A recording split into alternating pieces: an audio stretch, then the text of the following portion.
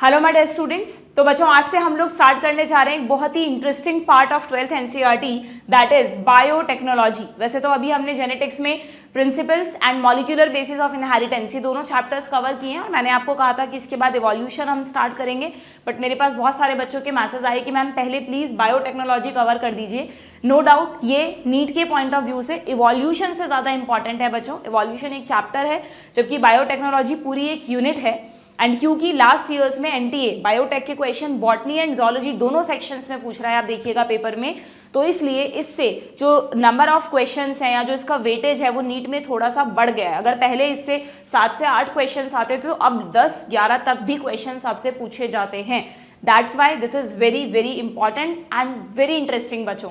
अगर देखा जाए तो this is one of my favourite unit, क्योंकि यहाँ पर ना आपको सब कुछ सिर्फ कंसेप्चुअली समझना है। जेनेटिक्स में तो फिर भी जेनेटिक्स भी पूरी कंसेप्चुअल थी, बट वहाँ पर फिर भी कुछ बीच बीच में कैलकुलेशन टाइप क्वेश्चंस आते हैं, है ना, तो वो चीज़ों में बच्चे उलझ जाते हैं, थोड़ा टिपिकल लगता है चीज़ों को कोरिलेट करना। बायोटेक्नोलॉजी में ऐसा कुछ भी नहीं है, ये बिल्कुल फिजियोलॉजी जितनी ही इंटरेस्टिंग है।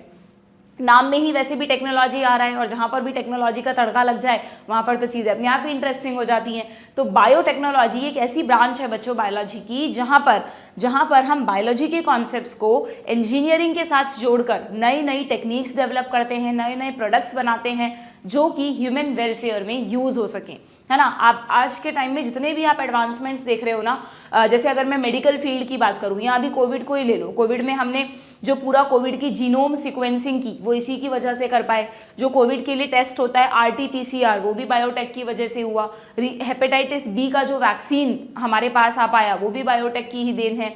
जीन थेरेपी जिसकी हम बात करते हैं कि यार अगर ये सक्सेसफुली पूरे वर्ल्ड वाइड हो गई तो हीमोफीलिया या कोई भी सिकल सेल एनीमिया जैसा जेनेटिक डिसऑर्डर जिसका कोई परमानेंट ट्रीट नहीं है वो हम एम्ब्रियोनिक स्टेज पे ही ट्रीट कर देंगे। सोचो आप कितनी गजब की बात है ना।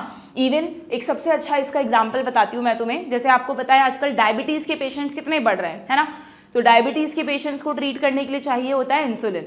तो पहले के टाइम में क्या करते थे, जब तक बायोटेक्नोलॉजी नहीं था, इंसुलिन का सोर्स था हमारे पास कैटल्स या पिग्स। उनको मारकर उनके पेनक्रियाज में जो इंसुलिन होता था उसको निकाला जाता था और उसी को फिर मेडिसिन की फॉर्म में अवेलेबल करवाते थे। बट उसका तो एक लिमिटेड प्रोडक्शन ही कर सकते हैं ना। वैसे भी थोड़ा अनएथिकल मेथड है कि हम अपने ट्रीटमेंट के लिए अननेसेसरी कैटल्स को मार रहे हैं।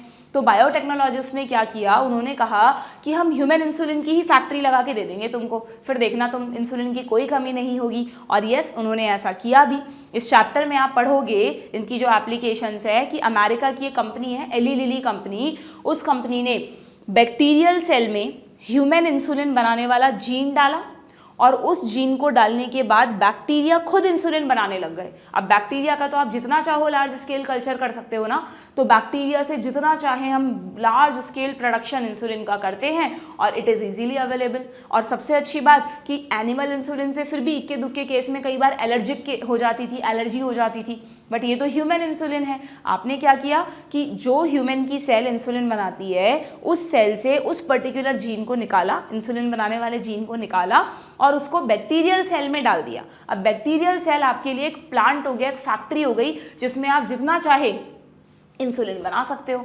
तो इस तरह के इनोवेशंस बायोटेक्नोलॉजी हमें करके देखती है। या आपने थोड़ा बहुत सुना होगा, क्लोनिंग के बारे में पढ़ा होगा, है ना। ऐसा सुनने में आता है कि यार ह्यूमन क्लोनिंग भी हो चुकी है, बट उस पर बैन लग गया क्योंकि उसके बहुत मिसयूज़ भी हो सकते हैं। तो ये जो भी क्लोनिंग है, जितने भी एडवांसमेंट्स आप देख रहे हैं ना, वो सब बच्चों बायोटेक्नोलॉजी की ही देन है। ओके, हमारे मेडिकल फील्ड में बहुत अच्छे ऐसे डायग्नोस्टिक मेथड्स इस टेक्नोलॉजी ने लाए हैं, जैसे एलिजा मेथड है, पीसीआर टेक्निक है, ठीक है। अभी हमने डीएनए फिंगरप्रिंटिंग पढ़ा लास्ट सेशन में, तो डीएनए फिंगरप्रिंटिंग भी तो बायोटेक की वजह से पॉसिबल हो पाया।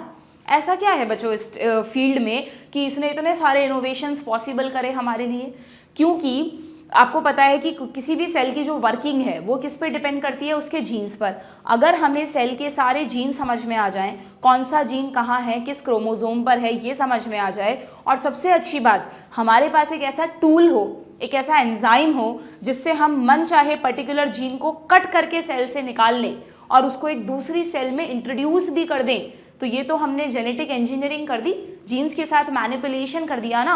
वो इसने पॉसिबल कराया क्योंकि रेस्ट्रिक्शन एंजाइम्स की जब डिस्कवरी हुई, रेस्ट्रिक्शन एंजाइम पर ही टिकी है पूरी बायोटेक। आप पढ़ोगे इस चैप्टर में कि आर्बर नाम के साइंटिस्ट ने रिस्ट्रिक्शन एंजाइम्स को कैसे डिस्कवर किया। हालांकि इस चैप्टर में कहीं भी आर्बर का नाम नहीं है, रिस्ट्रिक्शन एंजाइम्स के बारे में है, पर जब मैं पढ़ाऊंगी तब बताऊंगी आपको। तो जब उन्होंने रिस्ट्रिक्शन एंजाइम्स के बारे में दुनिया को बताया कि यार बैक्टीरियल सेल्स में एक बहुत ही स्पेशल टाइप का एंजाइम होता है जो डीएनए को कट कर सकता है, तो उसे नाम दिया गया मॉलिक्यूलर सिजर्स, है ना। सिजर्स हैं वो कैंची की तरह डीएनए के पर्टिकुलर सेगमेंट पर कट लगाता है, ऐसा नहीं कि रेंडमली कहीं भी कट लगा देता है। हम पढ़ेंगे इस चैप्टर में कि कैसे रिस्ट्रिक्शन एंजाइम पर्टिकुलरली जो सीक्वेंस डिजायर्ड है वहीं पर कट लगाता है और वो जीन निकाल कर हमको दे देता है। तो अगर डीएनए को कट करना पॉसिबल है प्लस उस कट पार्ट को किसी दूसरी सेल में इंट्रोड्यूस करना पॉसिबल है, तो जैसा चाहे आप मैनिपुलेशन करो। जैसे आप प्लांट्स में उनकी वैरायटी को इम्प्रूव करने के लिए क्या करते हो, हाइब्रिडाइजेशन। हमने थोड़ा बहुत चलो स्ट्रैटेजी चैप्टर तो हट गया कोर्स से, पर जब हमने रिप्रोडक्शन इन फ्लावरिंग प्लांट्स पढ़ा तब मैंने आपको हाइब्रिडाइजेशन के बारे में बताया था ना। हाइब्रिडाइजेशन में क्या करते हैं साइंटिस्ट कि एक प्लांट डिजायर्ड प्लांट के पॉलन्स दूसरे प्लांट के स्टिग्मा पे डालते हैं जिससे कि एक डिजायर्ड हाइब्रिड बने, पर ज़रूरी तो नहीं ना हर बार डिजायर्ड हाइब्रिड ही बने। जो आपने दो सुपीरियर पेरेंट्स सेलेक्ट किए हैं उनमें कुछ बैड क्वालिटीज़ भी तो होंगी, अनडिजायरेबल क्वालिटीज़ भी तो होंगी, तो वो भी आ जाती हैं हाइब्रिड में। पर बायोटेक क्या कहता है कि ज़रूरत ही नहीं है तुम पूरा पॉलन यूज़ करो, अगर तुम्हें लगता है इस पेरेंट में ये अच्छा जीन है तो हम तुम्हें वो जीन निकाल के देंगे और वो तुम जिस भी क्रॉप में डालना चाहते हो, राइस में, टबैको में, किसी में भी, कॉटन में, उसके सीड में, उसके टिश्यू कल्चर के दौरान आप उसको डाल दो और वो जब प्लांट बनेगा सब में वो जीन पहुंच जाएगा और वो प्रॉपर्टी आपके इस प्लांट में भी आ जाएगी, है ना। तो जेनेटिक इंजीनियरिंग फूड इम्प्रूवमेंट में, कोई भी नए वैक्सीन बनाने में, एंटीबायोटिक्स बनाने में, मेडिसिन बनाने में, थेरेपीज़ में, बहुत सारे फील्ड्स में इसका बहुत बढ़िया स्कोप है। इवन मैं कहूँगी इतनी इंटरेस्टिंग ब्रांच है बच्चों ये कि अगर हमारे इंडिया में नो डाउट हो रहे हैं इसके भी इनोवेशंस, काफ़ी हम लोगों ने प्रोग्रेस किया है, बट उतना नहीं है, हर सिटी में नहीं है। कुछ पर्टिकुलर मेट्रो सिटीज़ हैं जो जहाँ पे रिसर्च लैबोरेटरीज़ हैं वहीं पर बायोटेक का स्कोप है। अदरवाइज अगर इसका स्कोप मेडिकल के बराबर हो जाए या मेडिकल के थोड़ा रेशो में हो जाए ना, तो ज़्यादातर बच्चे मेडिकल छोड़ के इस फील्ड में चले जाएंगे। इतना इंटरेस्टिंग और बढ़िया फील्ड है ये, ठीक है। तो अब हमें तो खैर अभी फिलहाल मेडिकल के लिए इसको पढ़ना है, हमें तो नीट में सेलेक्ट होना है, उस पर्पज से हम पढ़ रहे हैं। बट आप फुल इंटरेस्ट लेके पढ़ना। आपने अगर एक बार इसके कॉन्सेप्ट्स को समझ लिया तो आप बायोटेक के जो भी 10 से 12 क्वेश्चंस आपसे नीट में पूछे जाने वाले हैं वो गलत नहीं करोगे, आई श्योर यू, ठीक है। लेकिन आप बिल्कुल 1 बाय 1 जितने भी लेक्चर्स हैं सारे कंटिन्यूएशन में देखना, बीच में एक भी स्किप हो गया तो बायोटेक समझ में नहीं आएगी। बिल्कुल जेनेटिक्स में जैसे एक रेगुलरिटी ज़रूरी है, यहाँ भी ज़रूरी है, but yes I can say कि जेनेटिक्स से it is much easier. Scoring बराबर है बट ईजी बहुत है, ठीक है। चलिए तो देखते हैं ज़रा क्या एनसीईआरटी ने हमको बताया है इस यूनिट में। इसके 2 चैप्टर्स है बच्चों, दोनों लिंक्ड चैप्टर्स हैं, इसी सीक्वेंस में पढ़ना है। ऐसा कोई बच्चा कभी ना करे कि पहले एप्लीकेशन पढ़ ली, ये पढ़ाई नहीं, समझ ही नहीं आएंगी। इसलिए पहले आप बायोटेक्नोलॉजी के प्रिंसिपल्स एंड प्रोसीजर्स पढ़ेंगे और फिर आप इसकी एप्लीकेशंस पढ़ेंगे, ठीक है। स्टार्टिंग में अगर हम देखें तो यहाँ पर 2 साइंटिस्ट का मतलब फोटोग्राफ तो एक ही की दी है, हर्बर्ट बोयर की, मैंने ऐड कर दी है स्टैनले कोहेन की, ठीक है। इन दोनों का रोल है बच्चों 1935-36 के आसपास की बात है, जब हर्बर्ट बोयर ने, आप ये थोड़ा सा समझना, यहाँ पे ये बायोटेक को समझने के लिए ज़रूरी है कि इन दोनों ने एक्चुअली क्या किया था। हर्बर्ट बोयर नाम के जो साइंटिस्ट थे ना बच्चों, 1936 में इन्होंने क्या किया, 1969 में इन्होंने क्या किया, ही performed studies on a couple of restriction enzymes of E coli. देखो रिस्ट्रिक्शन एंजाइम्स को इन्होंने डिस्कवर नहीं किया, रिस्ट्रिक्शन एंजाइम्स तो आर्बर ने डिस्कवर कर दिए थे 1963 के आसपास, ठीक है। इन्होंने 1969 में ई कोलाई में प्रेजेंट 2 रिस्ट्रिक्शन एंजाइम्स को स्टडी किया बोयर ने, ठीक है, with specially useful properties and observed that these enzyme cut the DNA in the form of sticky ends. अभी आप जब ये चैप्टर पढ़ोगे तो उसमें आप पढ़ोगे कि रेस्ट्रिक्शन एंजाइम्स बहुत तरह के होते हैं। बायोटेक्नोलॉजी में सबसे ज़्यादा उन रेस्ट्रिक्शन एंजाइम्स को यूज़ किया जाता है जो स्टिकी एंड प्रोड्यूस करते हैं। स्टिकी एंड का मतलब होता है कि जब भी ये डीएनए को कट करें ना, जैसे मान लो ये कोई डीएनए का एक स्ट्रैंड है ना, तो हम पढ़ेंगे ये इतना स्पेसिफिक तरह से कट लगाते हैं बच्चों कि ये ना इस तरह से डीएनए के 2 स्ट्रैंड, डीएनए को ऐसे मान लो उन्होंने 2 सेगमेंट्स में, एक यहाँ कट लगाया एक यहाँ कट लगाया, तो इस तरह के ओवर हैंगिंग मार्जिन्स बन जाते हैं। इनको कहते हैं स्टिकी एंड, क्योंकि तुम खुद सोचो ना कि यहाँ पर जो भी बेस होगा, मान लो लास्ट में ATCG है, यहाँ पर जो भी है, तो अब ये जैसे ही इसको इसका कॉम्प्लीमेंट्री पार्ट मिलेगा तो ये उससे जुड़ने की टेंडेंसी रखेगा, इसलिए यहाँ पे स्टिकी वर्ड यूज किया गया। स्टिकी मतलब यहाँ चिपचिपा नहीं है, स्टिकी मतलब यहाँ पर इस तरह के एंड्स हैं जहाँ पर सिंगल सिंगल बेसेस रह गए हैं और जैसे ही उनको अपना कॉम्प्लीमेंट्री बेस मिला तो वो उस स्ट्रैंड से जुड़ने की टेंडेंसी रखते हैं। तो ये बात इन्होंने बोयर ने देखी कि भाई यहाँ जब उन्होंने दोनों एंजाइम यूज किए ई कोलाई के कोई रेस्ट्रिक्शन एंजाइम, तो what has become known as sticky ends on the strand. These clipped ends made pasting together pieces of DNA a precise exercise. ठीक है, जब इनकी ये रिसर्च छपी, पता चला दूसरे साइंटिस्ट को, तो कोहेन जो कि स्टैनफोर्ड के साइंटिस्ट थे, उन्होंने इनसे कांटेक्ट किया। वो क्या कर रहे थे, कोहेन है ना प्लाज्मिड्स पे वर्क कर रहे थे। पूरी बायोटेक में प्लाज्मिड्स कितना आता है, कोई बच्चा ऐसा तो नहीं है जिसको यही नहीं पता कि प्लाज्मिड्स क्या होते हैं। यू ऑल नो कि जो बैक्टीरियल सेल्स होती हैं प्रोकैरियोट्स, हमारे में नहीं होते प्लाज्मिड, जो बैक्टीरियल सेल्स होती हैं उनके पास उनका जीनोमिक डीएनए तो होता ही है, क्रोमोसोम तो होगा ही होगा, ये तो इनका जीनोमिक डीएनए हो गया। प्लस बैक्टीरियल सेल्स में एक सर्कुलर डीएनए और होता है बच्चों, ये भी सर्कुलर है, ये भी सर्कुलर है, बट ये भी डबल स्टैंडर्ड है, ये भी डबल स्टैंडर्ड है, ये भी सेल्फ रेप्लिकेटिंग है, ये भी सेल्फ रेप्लिकेटिंग है। सबसे अच्छी बात कि ये जो प्लाज्मिड है ये सेल्फ रेप्लिकेटिंग है, इसको इससे ऑर्डर नहीं लेना भाई। नॉर्मली डीएनए जीनोम क्या होता है, जो किसी भी सेल का डायरेक्टर होता है, जब ये कहेगा तो दूसरे ऑर्गेनल्स काम करेंगे। बट प्लाज्मिड कैसा है, प्लाज्मिड डबल स्टैंडर्ड है, सिंगल मॉलिक्यूल है नो डाउट, ठीक है, सिंगल है बट डबल स्टैंडर्ड है। इसमें बहुत कंफ्यूज होते हैं बच्चे, इसलिए मैं हर बार इस बात को मेंशन करती हूँ जब भी डीएनए आता है कि बैक्टीरिया में डीएनए तो एक ही है लेकिन वो डबल स्टैंडर्ड है, चाहे वो जीनोमिक डीएनए हो, चाहे वो इसको बोलते हैं एक्स्ट्रा जीनोमिक या एक्स्ट्रा क्रोमोसोमल डीएनए। क्योंकि ये जो डीएनए है प्लाज्मिड जिसको मैं कह रही हूँ, ये बैक्टीरिया की जेनेटिक प्रॉपर्टीज डिसाइड नहीं करता बच्चों, बट ये बैक्टीरिया को कुछ एडिशनल प्रॉपर्टीज प्रोवाइड करता है। और इन्हीं प्लाज्मिड्स को बायोटेक्नोलॉजी में सबसे ज़्यादा यूज़ किया गया, अभी भी किया जाता है, ठीक है, एज अ क्लोनिंग वेक्टर। आप जिन बच्चों ने कभी नहीं पढ़ा बायोटेक, उनको प्लाज्मिड, क्लोनिंग वेक्टर, ये सब नई टर्म्स लगेंगी, बट धीरे धीरे जैसे जैसे आपको समझ में आएगी चीज़ें, वैसे वैसे आपके लिए बहुत ईजी हो जाएगा इसको कोरिलेट करना, ठीक है। तो डबल स्टैंडर्ड है, सिंगल है, एक्स्ट्रा क्रोमोसोमल डीएनए है, और सबसे अच्छी बात कि ये सेल्फ रेप्लिकेटिंग है। ये डीएनए बैक्टीरियल सेल में अपनी कॉपीज बनाता रहता है, डिपेंडिंग की कुछ प्लाज्मिड्स अपनी 2, 4, 6, 8, 100 तक भी कॉपीज बना सकते हैं एक ही सेल में, ठीक है। तो इस प्लाज्मिड पर वर्क कर रहे थे कौन, Cohen had been studying small ringlets of DNA called plasmids which float freely in the cytoplasm. Bacteria में न्यूक्लियस तो होता नहीं है वैसे भी, of certain bacterial cells and replicate independently from the coding strand of DNA. So Cohen had developed the method of removing these plasmids from the cell and then reinserting them in other cell. Cohen ने एक ऐसा method develop किया बच्चों कि इन plasmids को bacterial cell से निकालना भी पॉसिबल है और दोबारा इसी सेल में या किसी दूसरी बैक्टीरियल सेल में डालना भी पॉसिबल है। आप उन मेथड्स के बारे में इस चैप्टर में पढ़ेंगे। इस चैप्टर में आगे एक मेथड आएगा, कैल्शियम क्लोराइड मीडिएटेड मेथड, उसकी हेल्प से प्लाज्मिड्स को बैक्टीरियल सेल्स में ईजिली डाला जा सकता है, ठीक है। तो कोहेन ने ऐसे कुछ मेथड्स डेवलप किए। तो जब दोनों ने एक दूसरे से कांटेक्ट किया, दोनों में कुछ डिस्कशन हुआ होगा, तो इन्होंने सबसे पहला रिकॉम्बिनेंट डीएनए बनाया। ये पूरा चैप्टर में जो टर्म सबसे ज़्यादा बार आएगी वो है बच्चों आरडीएनए। आरडीएनए क्या होता है, आरडीएनए? ये चैप्टर मैं ऐसे शुरू से एनसीईआरटी से नहीं पढ़ा रही हूँ, पहले आपको इस चैप्टर के कुछ बेसिक्स समझ रहे हैं। अगर ये बेसिक्स समझ लिए तो ये चैप्टर बिल्कुल इजी हो जाएगा आप लोगों के लिए, ठीक है। तो मैं आपको कह रही हूँ कि रिकॉम्बिनेंट डीएनए क्या होता है। मान लो अगर हम प्लाज्मिड के रेफरेंस में देखें तो ये तो प्लाज्मिड है, इस प्लाज्मिड पे मान लो हमने एक रेस्ट्रिक्शन एंजाइम की मदद से कट लगाया, ऐसे स्टिकी एंड्स बनाए और इसमें एक नया जीन इंसर्ट कर दिया। ये एक नया जीन है, ये एक नया जीन इंसर्ट कर दिया, एक नई सीक्वेंस इंसर्ट कर दी, कितनी भी बड़ी हो सकती है, जितने भी बेसिस की है ये, ठीक है।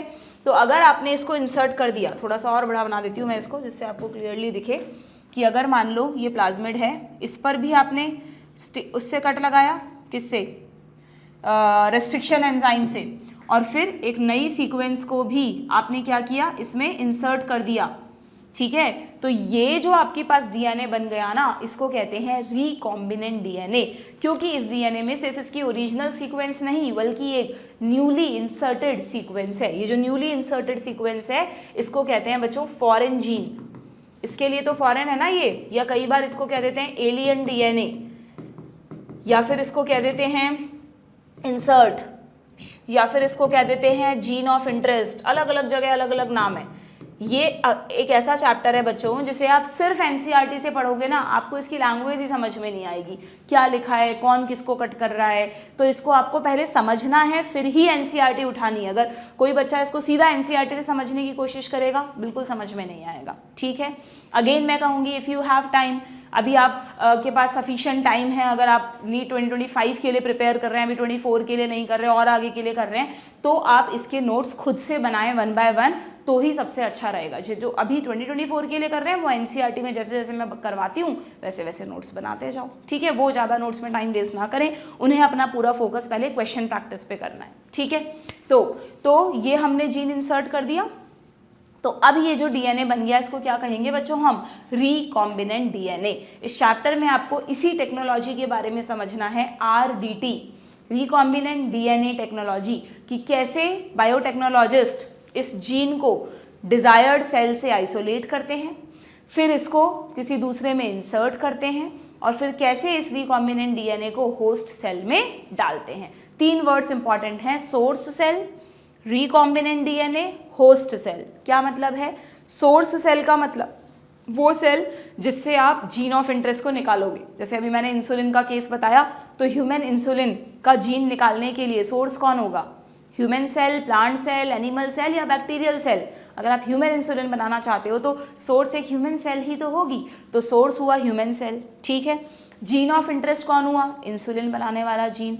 और जो आपने जीन इंसर्ट करके रिकॉम्बिनेंट डीएनए बनाया, इसको आप किस में डाल रहे हो? ई कोलाई बैक्टीरिया में। तो ई कोलाई कौन हुआ यहाँ पे? Host cell.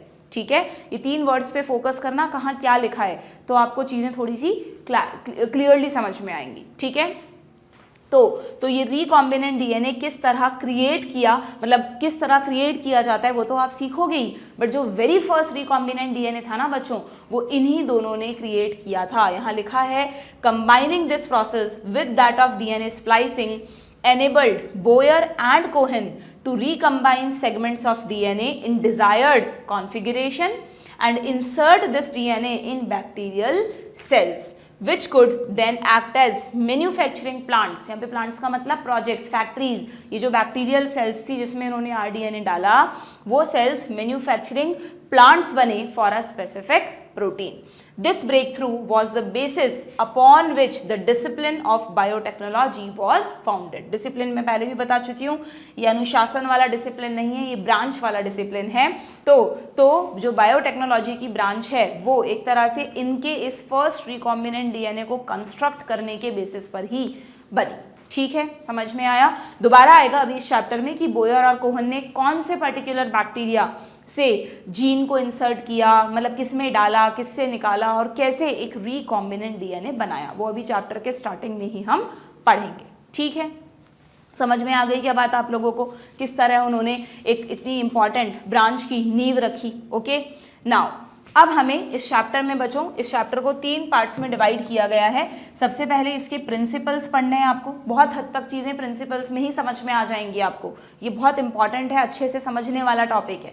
ठीक है, फिर आप पढ़ोगे टूल्स कौन कौन से यूज़ करते हैं हम। जैसे मैंने आपको अभी कहा कि रेस्ट्रिक्शन एंजाइम्स तो चाहिए ही चाहिए, इसके बिना तो बायोटेक्नोलॉजी पॉसिबल ही नहीं है ना। ये जो 2 साइंटिस्ट थे जिन्होंने हर्बर्ट पूरा नाम नहीं बोलती मैं, सिंपल बोलती हूँ, स्टैनले एंड कोहेन, है ना, Herbert Boyer and Stanley Cohen. तो शॉर्ट में आप तो बोयर एंड कोहेन याद रख लो। ठीक है, Cohen and Boyer.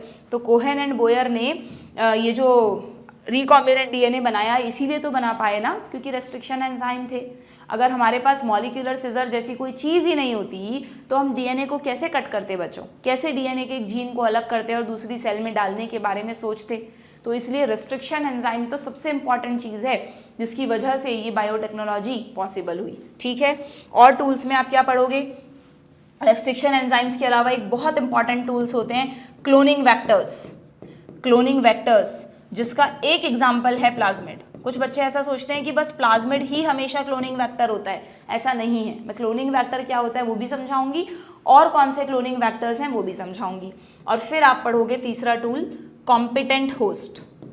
Host cell में कौन कौन से कॉम्पिटेंट होस्ट का मतलब एक तरह से जीन ट्रांसफर मेथड्स, कि ये जो रिकॉम्बिनेंट डीएनए आप बना रहे हो या ये जो आपका जीन ऑफ इंटरेस्ट है, इसको कैसे होस्ट सेल में ट्रांसफर किया जाता है। ऐसा नहीं है कि आपने डीएनए को पकड़ा और सेल में डाल दिया और वो चला जाएगा, इतना आसान नहीं है। बहुत सारे मेथड्स हैं, टेक्निक्स हैं जिनकी हेल्प से आप जीन को होस्ट सेल में डालते हो। ठीक है, क्लियर? तो वो सब आप टूल्स में सीखोगे और टूल्स समझ में आने के बाद जो इसकी प्रोसेसिंग है वो बहुत आसान हो जाएगी। ये देखो RDT, इसको शॉर्ट में RDT कहते हैं, रिकॉम्बिनेंट डीएनए टेक्नोलॉजी। ये मत समझना कि बायोटेक्नोलॉजी में सिर्फ RDT होती है। बायोटेक्नोलॉजी में बहुत सारी चीज़ें होती हैं बच्चों, पर जो इसकी सबसे कोर मेन ब्रांच है ना वो RDT है, रिकॉम्बिनेंट डीएनए को क्रिएट करना। तो वो आपको इस चैप्टर में पढ़ाई जाएगी। ठीक है, क्लियर? तीनों बहुत इंटरेस्टिंग टॉपिक्स हैं। और फिर नेक्स्ट चैप्टर में आप इस पूरे प्रोसेस की एप्लीकेशंस पढ़ेंगे कि इस RDT को यूज़ कर करके हमने कहाँ कहाँ एडवांसमेंट किया है। ठीक है, ये दो साइंटिस्ट हैं, अगर आपसे पूछ लें बच्चों तो कार्ल अर्की तो फादर ऑफ बायोटेक्नोलॉजी हैं। ऑल्सो ये जो बायोटेक्नोलॉजी टर्म है ना, बायोटेक टर्म जो है वो भी इन्हीं ने दी थी। Biotech term coined by Karl Ereky, हालांकि एनसीईआरटी में नहीं है तो मुझे नहीं लगता आपसे पूछेंगे। ठीक है, एंड अगर फादर ऑफ जेनेटिक इंजीनियरिंग पूछ लें तो वो पॉल बर्ग है। मैंने देखा है कई सारे बच्चों को ऐसा लगता है कि बायोटेक्नोलॉजी का ही सिनोनिम है जेनेटिक इंजीनियरिंग। ऐसा नहीं है बच्चों, biotechnology is the main branch जिसमें बहुत सारे फील्ड्स आते हैं, बहुत सारी सब ब्रांचेस आती हैं। उनमें से एक सबसे इंपॉर्टेंट ब्रांच है जेनेटिक इंजीनियरिंग। जितने भी मैं एग्जांपल्स दे रही हूँ आपसे, आपको बता रही हूँ जीन्स को मैनिपुलेट करना, वो सब जेनेटिक इंजीनियरिंग का ही पार्ट है। इसलिए हमको लगता है कि बायोटेक और जेनेटिक इंजीनियरिंग एक ही है, बट ऐसा नहीं है। बायोटेक में जेनेटिक इंजीनियरिंग के अलावा भी कई सारी चीज़ें आती हैं। ठीक है, ओके। अब हम देखते हैं एनसीईआरटी में क्या लिखा है इंट्रोडक्शन में। Biotechnology deals with the techniques of using living organism और enzymes from organism to produce products and processes useful to human. देखो पहली लाइन में ही उलझ गए होंगे तुम। मैंने कहा ना बायोटेक को एनसीईआरटी से, सिर्फ एनसीईआरटी से पढ़ना पॉसिबल नहीं है, इसकी लाइंस को समझना पड़ेगा आपको। तो यहाँ पे लिखा है कि बायोटेक्नोलॉजी में ऐसी टेक्निक्स बनाई जाती हैं जिसमें हम लिविंग ऑर्गेनिज्म को यूज़ करें या फिर उस ऑर्गेनिज्म के किसी एंजाइम को यूज़ करें, किसके लिए? To produce products and processes useful to human. ये जो ब्रांच है ना बायोटेक, ये पूरी तरह ह्यूमंस के लिए है। ये ह्यूमंस के द्वारा, ह्यूमंस के लिए ही बनाई गई ब्रांच है, जिसमें ह्यूमन की लाइफ को कैसे बेटर बनाया जाए, कैसे नई नई टेक्निक्स लाई जाएं, इसी पर काम होता है। ठीक है, और इससे रिलेटेड बहुत सारे एथिकल इश्यूज भी हैं बच्चों। कई बार इस बायोटेक्नोलॉजी में ऐसे ऐसे एक्सपेरिमेंट्स हो जाते हैं जो अनएथिकल भी होते हैं। ऐसा लगता है कि यार क्या ज़रूरत थी कि अगर आपको विटामिन ए किसी एक सोर्स से मिल रहा है तो उस विटामिन ए को बनाने वाले जीन को एक दूसरे सोर्स में डालकर उससे विटामिन ए बनाने से क्या ही मिल जाएगा। ऐसे एक्सपेरिमेंट्स भी हुए, कईयों पे बैन भी लगा। जैसे गोल्डन राइस, आप पढ़ोगे एप्लीकेशंस वाले चैप्टर में, बहुत क्वेश्चन आता है, हर साल पूछते हैं लगभग नीट में।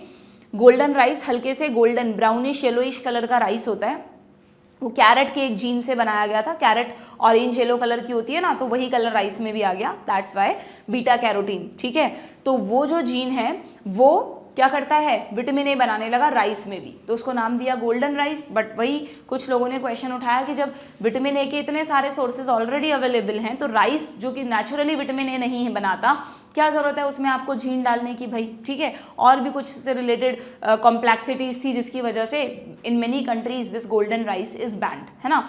तो बायोटेक्नोलॉजी में कई बार ऐसे ऐसे एक्सपेरिमेंट्स भी हो जाते हैं जिनकी ज़रूरत ही नहीं है भाई। जितनी आपको लगता है कि ह्यूमन बींग्स के इम्प्रूवमेंट के लिए, मेडिकल फील्ड को बेटर बनाने के लिए ज़रूरी है तो आप करो, बट अननेसेसरी छेड़छाड़ नहीं होनी चाहिए, वरना तो फिर जितनी भी ओरिजिनल नेचुरल क्रॉप्स हैं कईयों की तो इम्पॉर्टेंस ही खत्म हो जाएगी। आप किसी भी चीज़ को, जीन को निकाल कर किसी भी इजीली अवेलेबल चीज़ में डाल दोगे, है ना। तो इसलिए इस पूरी यूनिट के एंड में उन कमेटीज़ के बारे में बताया है जो इस पूरे बायोटेक्नोलॉजी के प्रोसेस को कंट्रोल करती हैं। ठीक है, क्वेश्चन भी आता है GEAC, genetic engineering approval committee. Clear?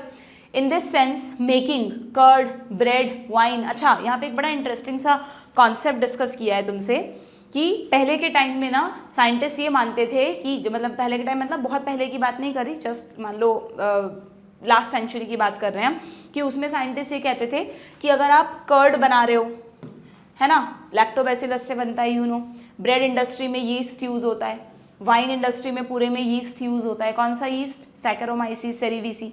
तो ये जो सारी चीज़ें आप प्रोड्यूस कर रहे हो ये सब माइक्रोब मीडिएटेड प्रोसेस है ना, तो ये भी बायोटेक का ही एक पार्ट है, ये भी बायोटेक्नोलॉजी है। जो ट्रेडिशनल कॉन्सेप्ट है बायोटेक्नोलॉजी का वो ये कहता है कि ऐसा कोई भी प्रोडक्ट, ऐसी कोई भी सर्विस जिसमें आपने लिविंग ऑर्गेनिजम्स को यूज़ किया है, इट कम्स अंडर बायोटेक्नोलॉजी।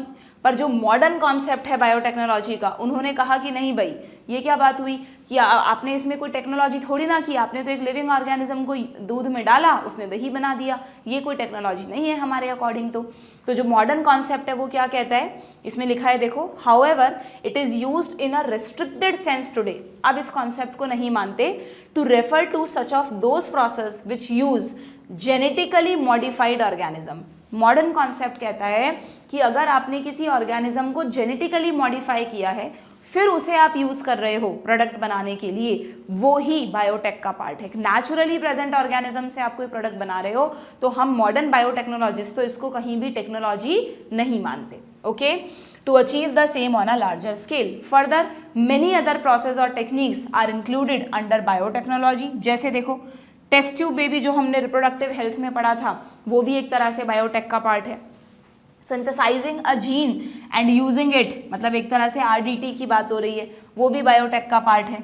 ये समझते हो आप, डीएनए वैक्सीन, जैसे जनरली क्या होता है वैक्सीन्स में ना, ऐसे होता है first generation vaccine, second generation, third generation, आपके कोर्स में कहीं है नहीं सबके बारे में।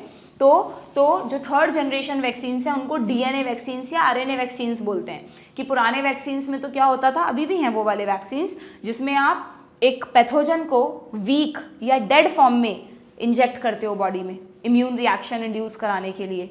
पर बायोटेक्नोलॉजी कहती है कि पूरे पैथोजन को क्यों डाल रहे हो, उस पैथोजन में जो पर्टिकुलर जीन रिस्पॉन्सिबल है इम्यून रिएक्शन के लिए, बस उसी को निकाल के डाल दो, है ना। जो कोविड के लिए जो वैक्सीन डेवलप हुए बच्चों को, थर्ड जनरेशन वैक्सीन ही है, उसमें डीएनए आरएनए इन्हीं वैक्सीन को यूज़ किया गया। Okay, so developing a DNA vaccine और करेक्टिंग अ डिफेक्टिव जीन, यानी यहाँ पर बात हो रही है जीन थेरेपी की। तो जितनी भी आप टेक्नोलॉजिकल चीज़ें पढ़ते हो आज के ज़माने में, वो सब बायोटेक का ही पार्ट है। तो भाई ये लड़ाई हो रही है ना, ट्रेडिशनल कॉन्सेप्ट कह रहा है कि बायोटेक में आप इसको भी इन्वॉल्व करो, मॉडर्न कॉन्सेप्ट कह रहा है कि नहीं भाई हम तो इसको इन्वॉल्व नहीं करेंगे, हम तो सिर्फ उन्हीं चीज़ों को इन्वॉल्व करेंगे जिसमें कोई इंजीनियरिंग लगाई गई हो।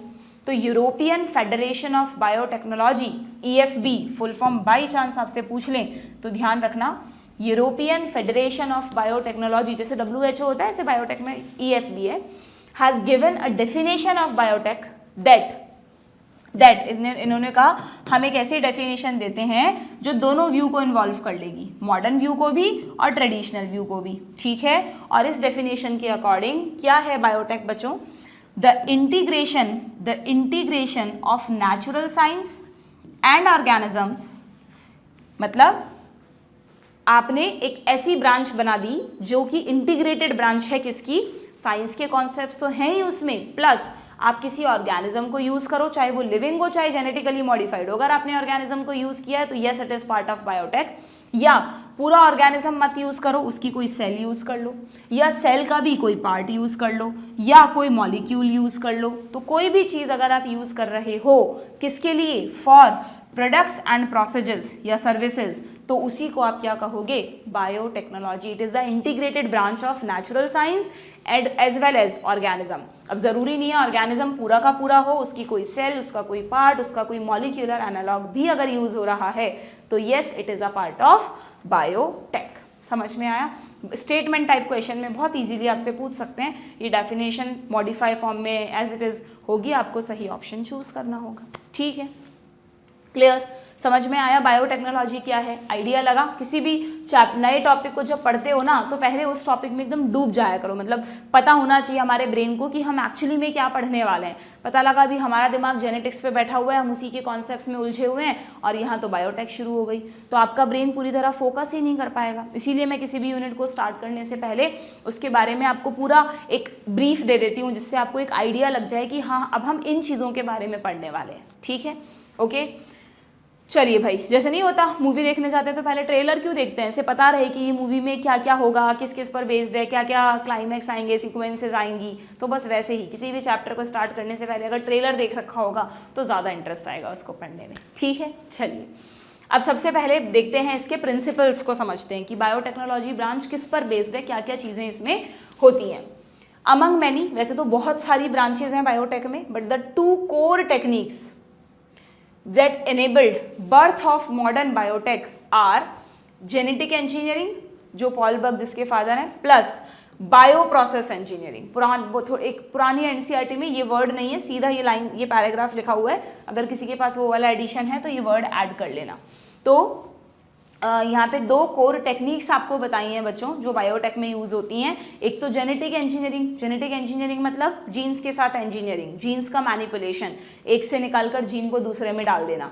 और दूसरा है बायो प्रोसेस इंजीनियरिंग, यानी बायो प्रोसेस इंजीनियरिंग का मतलब क्या होता है कि जब हम एक जेनेटिकली मॉडिफाइड ऑर्गेनिज्म को डेवलप कर लेते हैं ना, मान लो ई कोलाई को हमने इंसुलिन जीन डाल के बना लिया, नया मतलब मॉडर्न मॉडिफाई ई कोलाई हो गया तो वो जो ई कोलाई है, अब हमारे पास ऐसी टेक्निक्स भी तो होनी चाहिए ना जिससे हम उस ई कोलाई को लार्ज स्केल पे कल्चर करें, बहुत हाई स्केल पर कल्चर करें। हमारे पास ऐसे, जैसे आप इस चैप्टर में बायो रिएक्टर्स के बारे में पढ़ोगे, जिससे आप उन बायो रिएक्टर में उसको कल्चर कर सकते हो। फिर डाउन स्ट्रीम प्रोसेसिंग पढ़ोगे, जिससे आप ई कोलाई में से इंसुलिन निकालोगे भी तो सही, सीधा पेशेंट को ई कोलाई थोड़ी ना दे दोगे कि डाल लो बॉडी में, इंसुलिन निकालोगे, उसको यूजेबल फॉर्म में कन्वर्ट करोगे। वो सारी चीज़ें किस में आती हैं? बायो प्रोसेस इंजीनियरिंग में।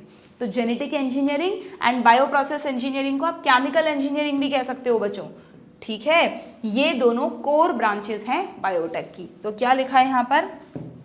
जेनेटिक इंजीनियरिंग में क्या होता है? Techniques to alter the chemistry of genetic material. इसमें वो टेक्निक्स आती हैं जो जेनेटिक मटेरियल, यानी चाहे वो डीएनए हो, ज़रूरी नहीं आप हमेशा डीएनए को मॉडिफाई करोगे। अगर रेट्रोवायरस है, कोई आरएनए वायरस है, तो आरएनए को भी मॉडिफाई करते हैं उसमें। कोविड तो आरएनए वायरस है, कोविड का जो कोरोना वायरस है जेनेटिक्स में बताया था वो एक आरएनए वायरस है, तो आप आरएनए को भी मॉडिफाई कर सकते हो। ठीक है, DNA and RNA to introduce these into host organism. ठीक है, and this change the phenotype of host. अगर आप होस्ट में एक नया जीन डालोगे तो उस जीन से कोई ना कोई नया फिनोटाइप तो आएगा ही आएगा, तो दैट इज जेनेटिक इंजीनियरिंग। और जब आप किसी भी होस्ट में एक नया जीन डाल देते हो बच्चों, तो आप इस ऑर्गेनिज्म को कहते हो जीएमओ, जेनेटिकली मॉडिफाइड ऑर्गेनिज्म। ठीक है, कहीं भी ये वर्ड आए तो समझ जाओ बायोटेक की बात हो रही है, जेनेटिकली मॉडिफाइड ऑर्गेनिज्म। ठीक है, एक तरह से यूं कह लो कि जो काम नेचर सेक्सुअल रिप्रोडक्शन के दौरान कर रही है, 2 अलग अलग सेल्स स्पर्म और ओवम के फ्यूजन से, या पॉलन और पॉलन के अंदर जो मेल गैमीट और फीमेल गैमीट के फ्यूजन से जायगोट बना रही है, तो उसमें नए फीचर्स आ रहे हैं ना, वही काम हम जेनेटिक इंजीनियरिंग के थ्रू कर रहे हैं। वहाँ पर लिमिटेशन क्या है कि वहाँ पर 2 पूरी सेल्स का फ्यूज़न हो रहा है, तो इस सेल में जितने भी जीन हैं और दूसरी सेल में जितने भी जीन हैं, सबका फ्यूज़न हुआ, तो जो जायगोट है उसमें डिज़ायरेबल कैरेक्टर्स भी आएंगे, अनडिज़ायरेबल भी आएंगे। जेनेटिक इंजीनियर्स क्या करते हैं? स्पर्म में भी पर्टिकुलर कोई एक जीन निकालते हैं और वो सीधा जो बना बनाया जायगोट है, जिसको अब मल्टीप्लाई करके ऑर्गेनिज्म बनाना है ना, उस मतलब एक जीन आपने इधर स्पर्म और ओवम से निकाल लिया या किसी मेन एडल्ट प्लांट से, एडल्ट एनिमल से निकाल लिया और उसको जायगोट में डाल दिया। तो जैसे जैसे जायगोट मल्टीप्लाई करेगा उसके एम्ब्रियो की हर सेल में वो जीन होगा, और जब वो बन के तैयार होगा ऑर्गेनिज्म नेचुरल तरह से बनेगा। ऐसा नहीं है कि ऑर्गेनिज्म को भी लैबोरेटरी में बनाते हैं, ऑर्गेनिज्म तो नेचुरल तरीके से ही बनता है। जैसे कोई एम्ब्रियो है तो उसको ट्रांसफ़र कर दो फीमेल में, प्लांट्स में है तो टिश्यू कल्चर कर लो, है ना, पर वो ऑर्गेनिज्म एक जेनेटिकली मॉडिफाइड ऑर्गेनिज्म होगा क्योंकि हमने उसकी इनिशियल सेल्स में क्या कर दिया, एक नया जीन ऐड कर दिया। अब वो इतना आसान नहीं है जैसे मैं आपको कह रही हूँ कि यहाँ से काट के जीन निकाला और यहाँ डाला, इतना आसान नहीं है, फिर तो ये यूनिट आपको पढ़नी ही नहीं पड़ती, है ना। ये पूरा एक प्रोसेस है, वही आपको इस चैप्टर में समझना है। So what is bio process engineering? Genetic engineering में जो भी हमने डेवलप की हैं टेक्निक्स या बैक्टीरिया, मॉडिफाई ऑर्गेनिज्म, उनको हमें कल्चर करना है। तो ये किस पर बेस्ड है? Maintenance of sterile that is microbial. अच्छा, ये वर्ड कंफ्यूज करता है ना, स्टेराइल वर्ड फर्टाइल का ऑपोजिट भी है। स्टेराइल मतलब जो रिप्रोड्यूस ना कर सके, और सेम स्टेरिलाइजेशन हम किसी भी सरफेस को बैक्टीरिया फ्री बनाने के लिए, माइक्रो फ्री बनाने के लिए भी यही वर्ड यूज करते हैं। तो आप ढंग से स्टेटमेंट पढ़ लेना कि किस रेफरेंस में वर्ड आया है, स्पेलिंग भी सेम है ना, आई कांट डू एनीथिंग, बस आप पढ़ोगे तो आपको समझ में आ जाएगा। तो maintenance of sterile ambience, ambience समझते हो? जैसे हम किसी कोई रेस्टोरेंट में जाते हैं या कहीं पे भी जाते हैं तो बोलते हैं वाह यार कितना बढ़िया एम्बियंस है यहाँ का, वहाँ का जो इन्वायरमेंट है, वातावरण है, उसको कहते हैं एम्बियंस। तो बायो प्रोसेस इंजीनियरिंग उन टेक्निक्स पर कल्चर फोकस करता है बच्चों, जिससे लेबोरेटरी में जहाँ पर ये सारे एक्सपेरिमेंट्स हो रहे हैं कैसा एनवायरनमेंट बना रहे, स्टेराइल एम्बियंस बना रहे। क्यों ज़रूरी है बताओ? क्योंकि आप पूरी बायोटेक्नोलॉजी में लिविंग ऑर्गेनिजम्स के साथ खेल रहे हो ना, सेल्स हैं, कल्चर मीडियम है, कल्चर कराना है, बैक्टीरिया है। अगर लेबोरेटरी में अनडिज़ायरेबल माइक्रोब हुए, एयर में, जगह जगह बीकर्स में, प्रॉपरली स्टेराइल नहीं हुआ एनवायरनमेंट, तो आपके ऑर्गेनिज्म से पहले वो ग्रो कर लेंगे, आपका सारा कल्चर मीडियम वेस्ट हो जाएगा। इसीलिए बायोटेक्नोलॉजी के जो इंस्ट्रूमेंट्स हैं, टेक्निक्स हैं, वो एक्सपेंसिव होती हैं, क्योंकि जिन लेबोरेटरीज में ये एक्सपेरिमेंट्स किए जाते हैं वो पूरी तरह स्टेराइल होनी चाहिए, प्रॉपर इन्वायरमेंट वहाँ मेंटेन करना पड़ता है, ठीक है। So bio process engineering focused on maintenance of sterile ambience in chemical engineering process. क्यों? To enable growth of only the desired microbe. जरूरी नहीं है हमेशा माइक्रोब की ग्रोथ कराओ आप, हम जरूरी है जेनेटिक मॉडिफिकेशन ई कोलाई में ही कराएं, प्लांट सेल में भी करा सकते हैं, माइस भी होते हैं, ट्रांसजेनिक मंकीज भी होते हैं, एनिमल सेल में भी करा सकते हैं। तो माइक्रोब और eukaryotic cell in large quantities for the manufacture of biotechnological products, जैसे कि antibiotics, vaccine, enzyme, without the growth of undesirable microbe. वो ग्रो ना करें, सिर्फ वही प्रेजेंट हो वहाँ की इन्वायरमेंट में जो हमारे डिजायर्ड सेल्स हैं, चाहे वो प्रोकैरियोट हो चाहे वो यूकैरियोट हो, ठीक है। समझ में आ गया इन दोनों का मीनिंग क्या है आप लोगों को? इंपॉर्टेंट है इसलिए मैंने इतना डिटेल में लेकर समझाया है। Okay, now let us now understand the conceptual development of the principles of genetic engineering. Again थोड़े बहुत और जो terms आप इसमें पढ़ेंगे उन पर बात करते हैं। You probably appreciate the advantage of sexual reproduction over asexual reproduction, जो मैं भी थोड़ी देर पहले कह रही थी ना कि नेचर वेरिएशन लाने के लिए सेक्शुअल रिप्रोडक्शन को यूज करती है। क्यों? क्योंकि the former provide opportunities for variation and formulation of unique combinations of genetic setup, some of which. अच्छा, लेकिन ज़रूरी है कि सेक्शुअल रिप्रोडक्शन के दौरान हमेशा बेनिफिशियल कॉम्बिनेशन आए, कई बार हार्मफुल चीज़ें भी कंबाइन हो जाती हैं। तो यहाँ पे लिखा है some of which may be beneficial to the organism as well as the population. इसलिए ज़्यादातर सेक्शुअल रिप्रोडक्शन को नेचर प्रेफर करती है। बट दूसरी तरफ एसेक्शुअल रिप्रोडक्शन क्या करता है बच्चों? एसेक्शुअल रिप्रोडक्शन यानी सिंपली क्लोनिंग करवाते रहना, बिना वेरिएशन के नंबर बढ़ाते रहना। It preserves the genetic information while sexual reproduction permits variation। दोनों अपनी अपनी जगह इंपॉर्टेंट है, ठीक है। जस्ट एक लाइन है जो आपको वैसे भी पता है, आप इसको हाईलाइट कर सकते हो कि asexual reproduction preserve the genetic information, कोई वेरिएशन नहीं लाता, while sexual reproduction permits variations, ठीक है। सो ट्रेडिशनल, अच्छा अब यहाँ पर है ना एनसीईआरटी में क्या किया, एकदम से रिप्रोडक्शन बताते बताते सीधा ट्रेडिशनल हाइब्रिडाइजेशन पर आ गए। बट एक्चुअली यहाँ पर एक बीच में ना इनको लिंक करता हुआ एक स्टेटमेंट होना चाहिए था कि जब साइंटिस्ट को समझ में आया कि यार सेक्सुअल रिप्रोडक्शन की वजह से वेरिएशंस आते हैं, तो सेक्सुअल रिप्रोडक्शन को मॉडिफाई किया गया in the form of hybridization. अभी थोड़ी देर पहले मैंने क्या बताया कि एग्रीकल्चर में प्लांट्स को इम्प्रूव करने के लिए क्या करते हैं, डिजायर्ड प्लांट से पॉलन लेते हैं और डिजायर्ड की स्टिग्मा पे डाल देते हैं। पढ़ा था ना इमैस्कुलेशन, बैगिंग, उस पूरे प्रोसेस को क्या बोलते हैं? उस पूरे प्रोसेस को बोलते हैं ट्रेडिशनल हाइब्रिडाइजेशन। ठीक है, अभी हम बायोटेक की बात नहीं कर रहे, अभी बायोटेक पे तो आएंगे, बता रहे हैं कैसे कैसे एडवांसमेंट हुआ। तो नेचर में पहले शुरू में सिर्फ मान लो ये सेक्सुअल होता होगा, नेचर को लगा वेरिएशन लाने, सेक्सुअल होने लगा, हमें लगा यार सेक्सुअल रिप्रोडक्शन को और बेटर बनाओ, हमने हाइब्रिडाइजेशन टेक्निक ले आए। ठीक है, तो ये जो हाइब्रिडाइजेशन टेक्निक है उसने बहुत हद तक हमें नई प्लांट वेराइटीज इंप्रूव करने दी। ठीक है, लेकिन वहाँ पर भी एक ड्रॉबैक है, अभी बताया था मैंने कि हाइब्रिडाइजेशन में आप पॉलन को ले रहे हो, स्टिग्मा पे डाल रहे हो, तो मेल गैमीट के सारे जीन और फीमेल गैमीट के सारे जीन्स का फ्यूजन होगा ना, तो क्या पता कुछ डिजायरेबल के साथ अनडिजायरेबल कॉम्बिनेशंस भी बन जाएं। कोशिश तो यही की जाती है कि हम ऐसे सोर्स सेलेक्ट करें जिसमें अनडिजायरेबल फीचर्स नहीं हो, पर कहीं ना कहीं थोड़े बहुत तो होंगे ही होंगे। तो ट्रेडिशनल हाइब्रिडाइजेशन क्या करता है, which is used in plant as well as animal, दोनों में यूज होता है। स्ट्रैटेजीज चैप्टर हट गया, वरना और डिटेल में पढ़ते तुम, कोई ज़रूरत भी नहीं है उसकी। ठीक है, very often lead to inclusion and multiplication of undesirable genes along with the desired gene. ये प्रोसेस क्या करता है, अनडिजायरेबल जीन्स को भी ले आता है। ठीक है, तो फिर साइंटिस्ट ने सोचा यार इससे भी बेटर एक मेथड लाते हैं, तो फिर आया हमारे सामने जेनेटिक इंजीनियरिंग। क्योंकि जेनेटिक इंजीनियरिंग क्या कहता है, अभी बताया ना मैंने तुमको कि सिर्फ उस पर्टिकुलर जीन को देंगे हम तुम्हें, जो तुम प्लांट में डालना चाहते हो उसे तुम एम्ब्रियोनिक स्टेज में डाल दो, वो मल्टीप्लाई करेगा और प्लांट को इम्प्रूव कर देगा।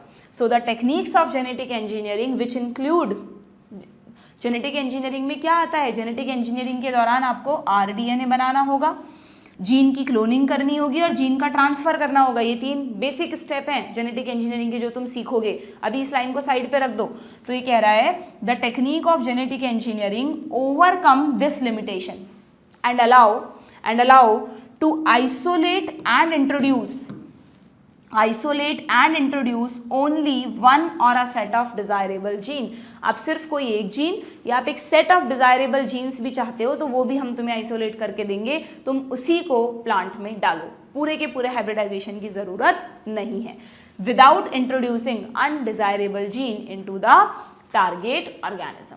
ठीक है, तो अगर तुमसे बाई चांस ऐसा कोई क्वेश्चन आए कि वाई ट्रेडिशनल हाइब्रिडाइजेशन, या यूं कह दो why genetic engineering is better than traditional hybridization, या ट्रेडिशनल हाइब्रिडाइजेशन का जो ड्रॉबैक है उसको जेनेटिक इंजीनियरिंग कैसे ओवरकम करता है, तो वही चीज़ यहाँ पर बताइए। This paragraph is related to traditional hybridization versus genetic engineering.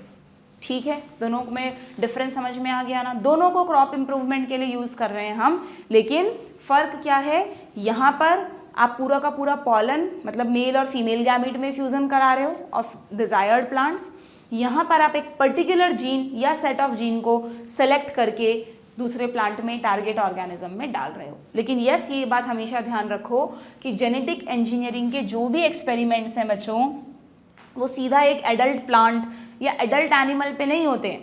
ऐसा नहीं कि आपको एक माइस को ट्रांसजेनिक बनाना है, आपने एक जीन निकाला और एडल्ट माइस में डाल दिया, ऐसे तो वो उसकी कुछ ही सेल्स में होगा ना। और किसी ऑर्गेनिज्म को ट्रांसजेनिक बनाने का मतलब है आपको उसकी इनिशियल स्टेज में, जब वो माइस का एम्ब्रियो है, किसी प्लांट का सीड है, उसके एम्ब्रियो में आपको जीन इंसर्ट करना है जिससे वो जीन मल्टीप्लाई करे और हर सेल में हो, और फिर उसके अकॉर्डिंग चेंजेस उस ऑर्गेनिज्म में आपको दिखे। ठीक है, ये बात बार बार लिखी नहीं हुई है हर जगह, ये आपको खुद देखना है। अगर आप कोई भी एक्सपेरिमेंट पढ़ रहे हो, इसका मतलब वहाँ पे आपने होस्ट की इनिशियल सेल्स को यूज़ किया है। ठीक, क्लियर। नाउ ये मैंने जो 3 इंपॉर्टेंट टर्म्स मैं तुम्हें बोल रही हूँ ना, एक तो सोर्स सेल होगा, यहाँ पे मैंने 4 कर दिए हैं। कौन कौन सी? सोर्स सेल तो now you know, source cell मतलब वो सेल जिससे तुम जीन ऑफ इंटरेस्ट को अलग करोगे। फॉरेन जीन कौन हुआ? ये खुद, जिसको आपने आइसोलेट किया है। इस फॉरेन जीन को जब तुम होस्ट सेल में डालते हो ना, उससे पहले बच्चों इस फॉरेन जीन की क्लोनिंग की जाती है। इस इतनी मुश्किल से आपने इसको अलग किया है, ठीक है, और आप इसको सीधा एक सेल में डाल दोगे, ऐसा नहीं। साइंटिस्ट चाहते हैं कि हमारे पास इसकी मल्टीपल कॉपीज हों, तो इसकी मल्टीपल कॉपीज बनाने के प्रोसेस को कहते हैं जीन क्लोनिंग। अभी आया था ना, लाइन लिख रही थी ना एनसीईआरटी में कि जेनेटिक इंजीनियरिंग 3 चीज़ों पे फोकस करती है, rDNA, gene cloning and gene transfer. तो आरडीएनए का मतलब क्या है? आरडीएनए का मतलब है इस जीन ऑफ इंटरेस्ट को एक डीएनए से जोड़ना। ज़्यादातर केसेस में वो प्लाज्मिड होता है, इसलिए यहाँ पे मैंने प्लाज्मिड का डायग्राम बनाया, ठीक है। आरडीएनए को क्रिएट करना, इसकी multiple copies banana, that is called gene cloning, और फिर इसको ट्रांसफर करना एक कॉम्पिटेंट होस्ट में। कैसे करते हैं वो सारी टेक्निक्स हम अभी आगे सीखेंगे, ठीक है। अभी आपको यहाँ पर ये सब देखने की ज़रूरत नहीं है। ओके, आगे बढ़ते हैं, क्या लिखा है अब यहाँ पर आपको बच्चों। इसी में अभी शुरू में ये सब कुछ अभी सिस्टमैटिक तरीके से भी आएगा, पर अभी एक बार एनसीईआरटी ने एक साथ समझाया है आपको, ठीक है। Do you know the likely fate of a piece of DNA. अब हम बार बार कह रहे हैं कि बायोटेक्नोलॉजी में हमें एक जीन ऑफ इंटरेस्ट को निकालना है, जिसको यहाँ पे पीस ऑफ डीएनए का है। This piece of DNA is actually gene of interest, ठीक है, और उस जीन ऑफ इंटरेस्ट को होस्ट में डालना है। तो देखो यहाँ क्या लिखा है कि the piece of DNA which is somehow transferred into an alien organism. आपने एक होस्ट सेल में उसको डाल दिया। एलियन क्यों लिख दिया इन्होंने? इस होस्ट के लिए ये जीन तो फॉरेन है ना, तो इस जीन के लिए ये होस्ट भी एलियन है, इसका खुद का जीन तो है नहीं, किसी और से आया है इसके अंदर। Most likely this piece of DNA would not be able to multiply itself in the progeny cells of the organism. ये कह रहे हैं कि अगर आपने एक बैक्टीरियल सेल में एक जीन को डाल दिया तो वो क्यों उस सेल में जाकर खुद को मल्टीप्लाई करेगा भला? कैसे करेगा? उसके पास कोई पूरी मशीनरी थोड़ी ना है। आप रेप्लिकेशन का प्रोसेस पढ़ चुके हो ना जेनेटिक्स में। रेप्लिकेशन के लिए क्या क्या चाहिए होता है? रेप्लिकेशन के लिए उराए चाहिए होता है, तरह तरह के एंजाइम्स होते हैं जो उसको रेप्लिकेट कराते हैं, प्राइमर जुड़ता है, पूरा प्रोसेस है बाकायदा। ऐसा थोड़ी ना कि आपने एक पीस को उठा के डाल दिया सेल में और वो खुद जाके अपनी कॉपीज कर लेगा, नेवर। इसीलिए ज़रूरत पड़ी बच्चों क्लोनिंग वेक्टर्स की, कि आपने ये जो जीन ऑफ इंटरेस्ट होस्ट से सोर्स से निकाला है, और आप जब इसे होस्ट में डालोगे तो ये खुद की कॉपीज़ ही नहीं करेगा। अगर इसने कॉपीज़ ही नहीं की तो फिर बेकार है, होस्ट की सेल्स में मल्टीप्लाई ही नहीं कर रहा ये, तो हमारा एक्सपेरिमेंट तो फेल हो गया। तो बहुत ज़रूरी है कि आपका ये जो जीन है ये होस्ट में जाकर खुद की कॉपीज़ करे, और होस्ट में जाके ये खुद की कॉपी सिर्फ तब करेगा जब ये होस्ट के डीएनए से अटैच हो बच्चों, क्योंकि होस्ट का डीएनए तो अपनी कॉपीज़ बना सकता है ना। अगर मैं यूकैरियोटिक सेल की बात करूं, देखो अगेन आई एम रिपीटिंग कि होस्ट सेल बैक्टीरिया ही नहीं होता, बैक्टीरिया भी हो सकता है, यूकैरियोट भी हो सकता है। ज़्यादातर बच्चे बायोटेक को पढ़ते वक्त सोचते हैं कि सारे एक्सपेरिमेंट्स बैक्टीरिया पे किए जाते हैं। नहीं, बैक्टीरिया में तो करते ही हम चेंजेस, प्लांट सेल में, एनिमल सेल में, किसी में भी कर सकते हैं बच्चों। तो जब भी मैं होस्ट सेल बोलूँ तो होस्ट सेल का मतलब प्रोकैरियोटिक सेल भी हो सकती है और यूकैरियोटिक सेल भी हो सकती है, ठीक है। तो मैं आपको कह रही हूँ कि ये जो जीन ऑफ इंटरेस्ट है, अगर हम यूकैरियोटिक सेल की बात करें तो हमारे डीएनए में जाकर कहीं इंसर्ट होना चाहिए, और अगर हम प्रोकैरियोटिक सेल की बात करें तो प्रोकैरियोटिक सेल के पास 2 डीएनए है ना। अब नाउ यू नो, एक तो इसका जीनोमिक डीएनए है और एक प्लाज्मिड है। तो कोहेन एंड बोयर ने ऐसा मेथड दिया जिसमें प्लाज्मिड को यूज किया गया।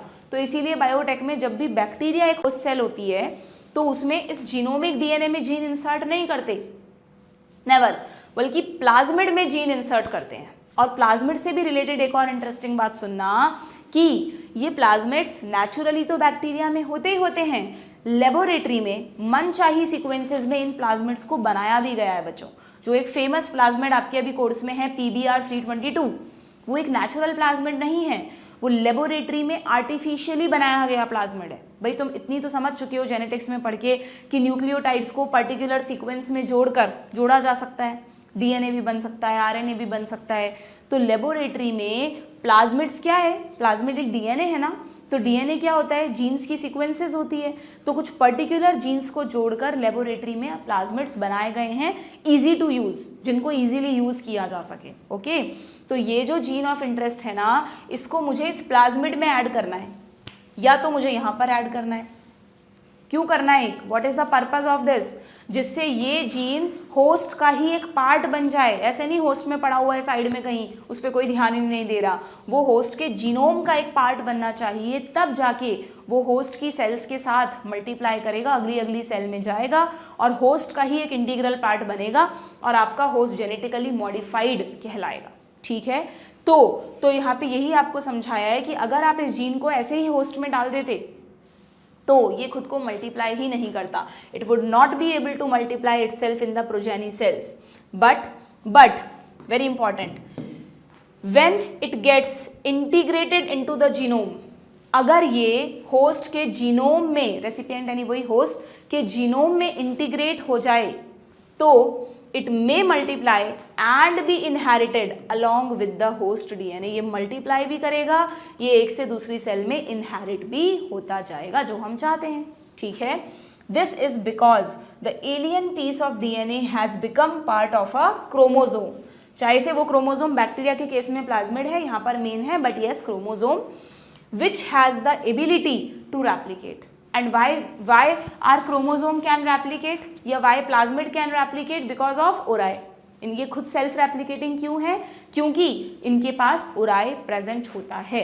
तो यहाँ क्या लिखा है देखना, in a chromosome there is a specific DNA sequence which is called ori, जो हमने रेप्लिकेशन में सीखा था, which is responsible for initiating the replication. ठीक है, therefore for the multiplication of any alien piece of DNA, जो मैंने dot से बनाया है, in an organism it needs to be a part of chromosome which has a specific sequence known as uri. तो again पूरी biotech में ये भी बहुत ज़रूरी है कि आपने जीन तो आइसोलेट कर लिया, रेस्ट्रिक्शन एंजाइम को कैंची की तरह यूज़ करके जीन को काट के निकाल तो लिया, इस जीन को आप जिस भी होस्ट में डाल रहे हो वहाँ जाके ये होस्ट के जीनोम का इंटीग्रल पार्ट बनना चाहिए, जिससे ये खुद को कॉपी कर सके और एक सेल से दूसरे सेल में, जब सेल मल्टीप्लाई करती हैं तो ये भी उनके साथ साथ अगली सेल्स में जाए और होस्ट का इंटीग्रल पार्ट बने। ठीक है, सो दस an alien DNA is linked with the Urai. Linked with the Urai का मतलब कि इस एलियन डीएनए को एक ऐसे डीएनए के साथ लिंक होना ज़रूरी है जिसके पास खुद का उराई होता है, यानी सिंपल भाषा में एक ऐसा डीएनए जो सेल्फ रेप्लिकेटिंग हो। Okay, so that this alien piece of DNA can replicate and multiply itself in the host organism. This can also be called, और इसी मल्टीप्लिकेशन को क्या कह देते हैं बच्चों? क्लोनिंग। सिंपली जीन क्लोनिंग या क्लोनिंग, और making multiple identical copies of any template DNA. समझ में आ गई क्या बात आप लोगों को? तो वैसे तो बायोटेक्नोलॉजी में हम वो जो जीन है उसकी क्लोनिंग के लिए ऑर्गेनिज्म को ही यूज़ कर रहे हैं, होस्ट का ही उसको पार्ट बना दिया जिससे वो होस्ट में ही जाकर अपनी कॉपीज़ कर ले।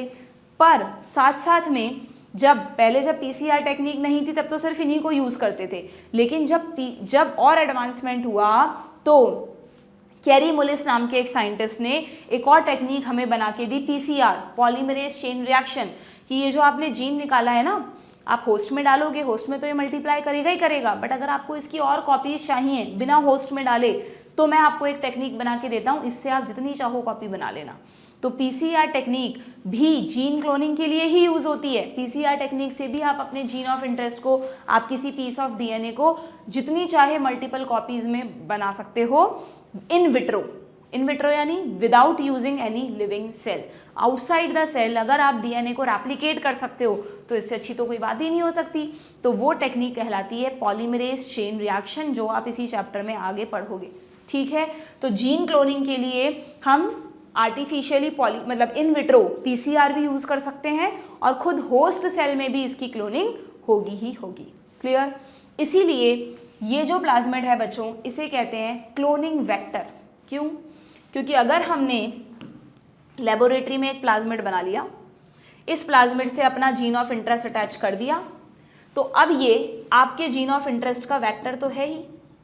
वेक्टर यानी जो किसी चीज़ को कैरी करे, जैसे किसी डिजीज़ के पैथोजन को कोई मॉस्किटो कैरी कर रहा है तो आप उसको वेक्टर बोलते हो ना, तो ये एक वेक्टर तो है ही क्योंकि आपके जीन ऑफ इंटरेस्ट को कैरी कर रहा है, प्लस ये बैक्टीरिया में जाकर खुद की मल्टीपल कॉपीज़ बनाएगा तो आपके जीन की क्लोनिंग भी करके देगा। इसलिए ये क्या हो गया? एक क्लोनिंग वेक्टर। लेकिन क्या सिर्फ प्लाज्मिड अकेला है जो क्लोनिंग वेक्टर है? नहीं, अभी आप पढ़ोगे आगे कि जब साइंटिस्ट को ये समझ में आया कि यार बैक्टीरियल सेल में जब बैक्टीरियोफेज अटैच होता है, कई बार पढ़ा है हमने, हर्शेन चीज़ के एक्सपेरिमेंट में भी पढ़ा था, बैक्टीरियोफेज मोस्टली डीएनए वायरस होते हैं, जेनेटिक्स में बता चुकी हूँ तुम्हें। एक आरएनए वायरस पढ़ा था हमने, क्यूबी बैक्टीरियोफेज, वरना लैम्बडा 5x174 T2 जितने भी फेज हैं सिर्फ वही नाम लिए हैं जो एनसीईआरटी में कहीं ना कहीं हैं, वो सब डीएनए वायरस हैं। ये तो बनाया है मैंने एक बैक्टीरिया, ये बनाया है एक डीएनए वायरस, एक ऐसा वायरस जो बैक्टीरिया को खाता है, यानी बैक्टीरिया को इन्फेक्शन करता है, उसको आप बैक्टीरियोफेज कहते हो ना।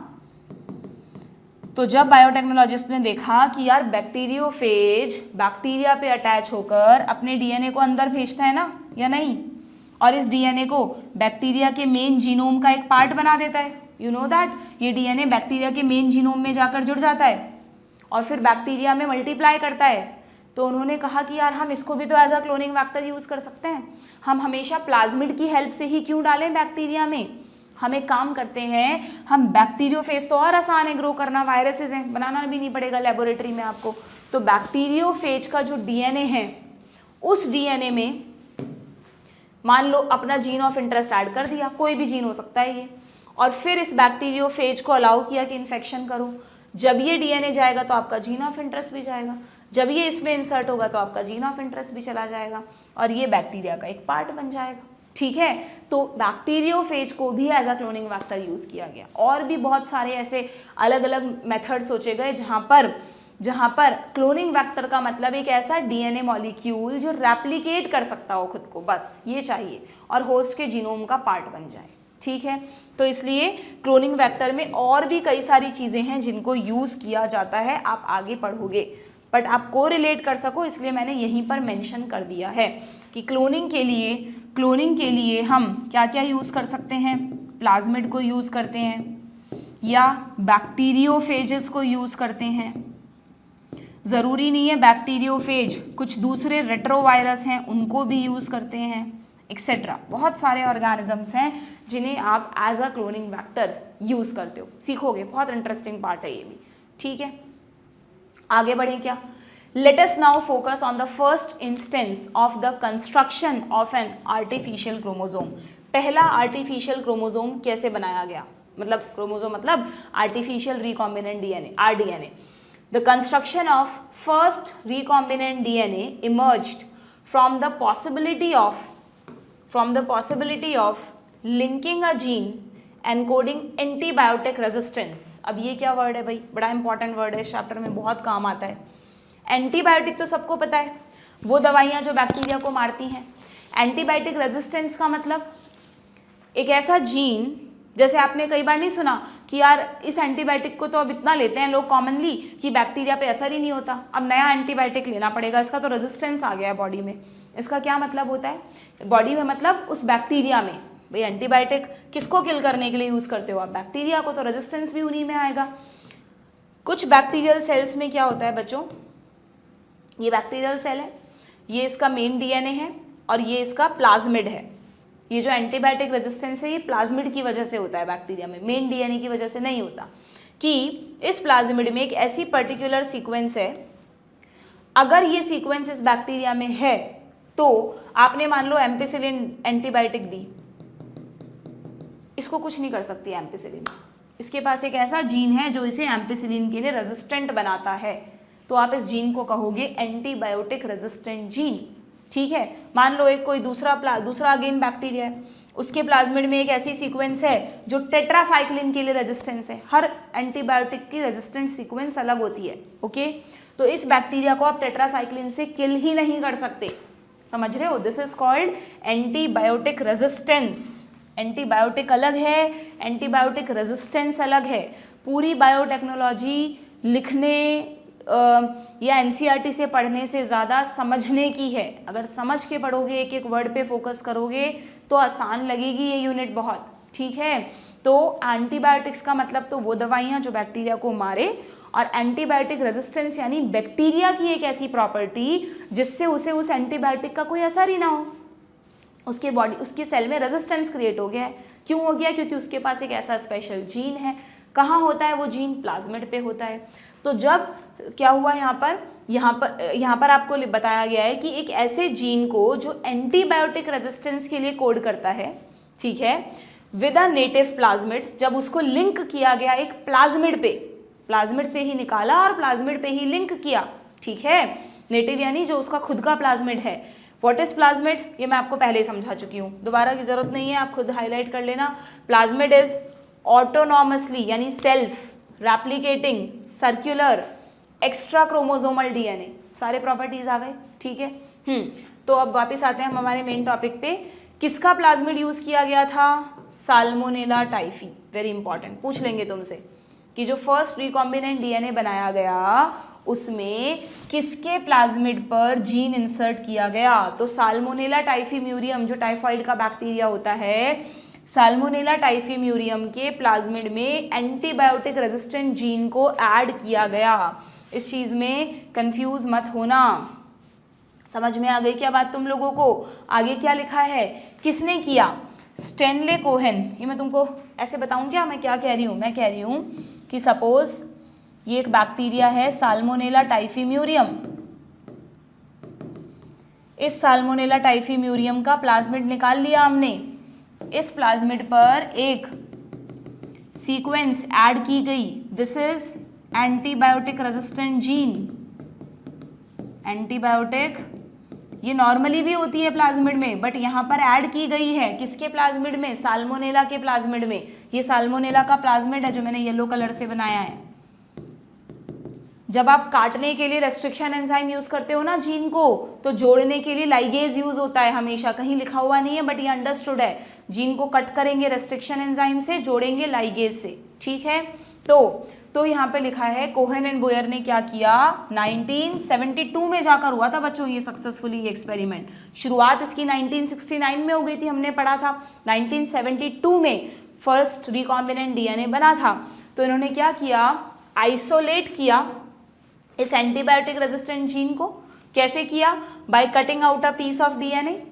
कहाँ से किया? From a plasmid which was responsible for conferring antibiotic resistance, ठीक है। The cutting of DNA at a specific location became possible with the discovery of so called molecular scissors. अगर ये नहीं होते तो ये कभी कटिंग कर ही नहीं पाते।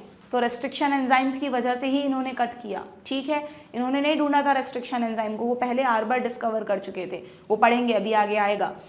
The cut piece of DNA was, cut piece of DNA मतलब एंटीबायोटिक रेजिस्टेंट जीन। ऐसे इसलिए कह रही हूँ मैं, एनसीईआरटी में ना ये बिल्कुल अब एकदम से लगेगा बच्चा कोरिलेट नहीं कर पाएगा। तो एंटीबायोटिक रेजिस्टेंट जीन की बात हो रही है, एंटीबॉडी नहीं है, एंटीबायोटिक है। तो एंटीबॉडी का सिंबल है ना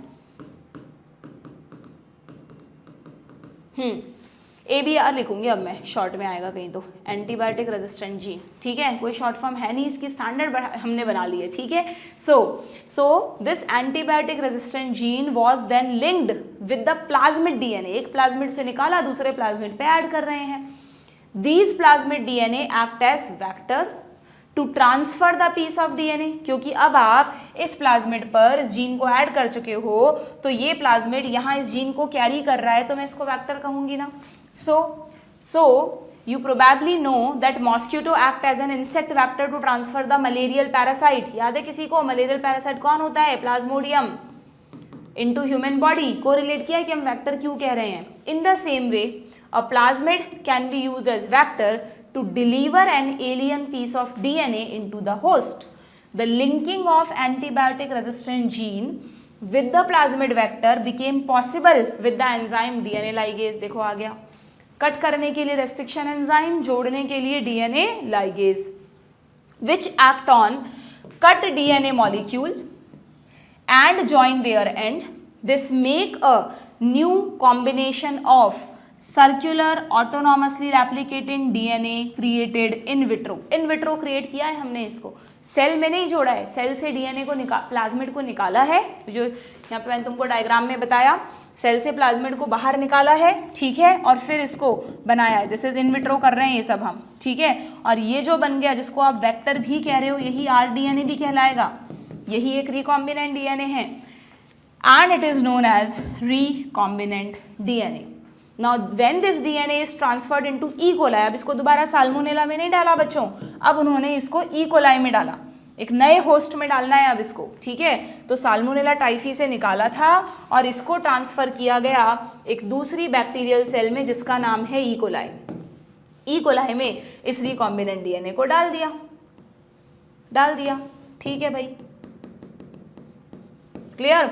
ई कोलाई का खुद का जीनोमिक डीएनए अलग है, ऐसा ई कोलाई लिया है जिसमें नॉर्मली पहले से प्लाज्मिड नहीं होता, जरूरी नहीं है प्लाज्मिड हर बैक्टीरियल सेल में हो, बहुत सारी बैक्टीरियल सेल्स ऐसी भी हैं जिनमें प्लाज्मिड्स नेचुरली नहीं होते। शुरू में लिखा था सर्टेन बैक्टीरियल सेल, प्लाज्मिड कुछ बैक्टीरियल सेल्स में होते हैं, तो ई कोलाई में नेचुरली प्लाज्मिड नहीं है, तो इन्होंने इस प्लाज्मिड को इसमें डाला, ठीक है, डाला। अब और यही वाला प्लाज्मिड यही ई कोलाई ही क्यों लिया? Because E coli is a bacterium closely related to Salmonella, कुछ दोनों में कोरिलेशंस होते हैं जिसकी वजह से उसकी चीज़ इजीली ट्रांसफर वहाँ की जा सकती है। It could replicate using the new host DNA polymerase enzyme and make multiple copies। जब उन्होंने इसको इसमें डाला तो what they seen कि इस प्लाज्मिड ने अपनी खूब सारी कॉपीज इसमें जाकर बनाई। एक ही सेल में भी प्लाज्मिड कॉपी करते हैं अपनी, और हर कॉपी में ये फॉरेन जीन भी कॉपी हो रहा है। मज़े आ गए? एक फैक्ट्री मिल गई पहले तो अपने जीन की कॉपीज करने की, तो इसको वैक्टर की जगह क्या नाम दे सकते हैं हम? Cloning vector. ठीक है, ये क्या हो गए? क्लोनिंग भी कर रहा है, कैरी भी कर रहा है। अब जैसे जैसे ये बैक्टीरियल सेल डिवाइड करेगी 1 से 2, 2 से 4, ई कोलाई का जनरेशन टाइम है ना 20 मिनट का, तो हर 20 मिनट में आपको नए नए ई कोलाई मिलते जाएंगे। एंड इट इज़ अ ट्रांसजेनिकली मतलब जेनेटिकली मॉडिफाइड ऑर्गेनिज्म। ये एक जीएमओ बन गया, इसको आपने जेनेटिकली मॉडिफाई कर दिया। The ability to multiply copies of antibiotic resistant gene in E. coli was called cloning of antibiotic resistant gene in E. coli।